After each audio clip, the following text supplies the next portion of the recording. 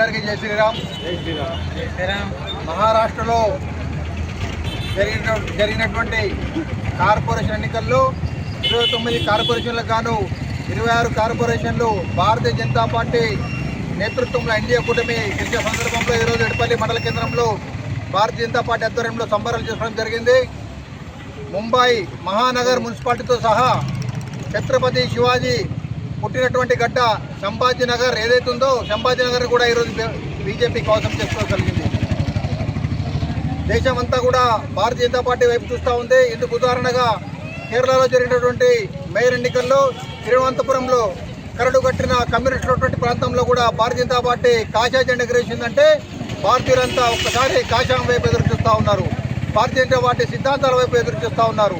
నరేంద్ర మోడీ గారి నాయకత్వంలో భారతదేశం అగ్రగామిగా ఉంటుందని విశ్వసించి ఈరోజు దేశమంతా కూడా భారతీయ జనతా పార్టీ వైపు ప్రజలందరూ కూడా చూస్తూ ఉన్నారు. రానున్నటువంటి మన తెలంగాణ మున్సిపల్ ఎన్నికల్లో కూడా ఇదే ఫలితాలు కూడా పునరావృతమవుతాయని ఆకాంక్షిస్తూ ఈ ఎన్నికల్లో కీలక పాత్ర వహించినటువంటి తమిళనాడు పార్టీ మాజీ అధ్యక్షుడు మాజీ ఐపీఎస్ అధికారి అన్నామలై జాతీయ ప్రధాన కార్యదర్శి, ఆయన పాత్ర చాలా కీలకం.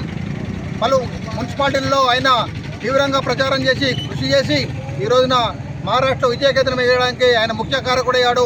ఈ సందర్భంగా మహారాష్ట్ర ముఖ్యమంత్రి ఫడ్నవీస్ గారికి మరియు జాతీయ అధ్యక్షుడు నితిన్ గడ్కరీ గారికి శివసేన నాయకుడు ఏక్నాథ్ షిండే గారికి శుభాకాంక్షలు తెలియజేస్తాను. భారత్ మాతా కీ, భారత్ మాతా కీ.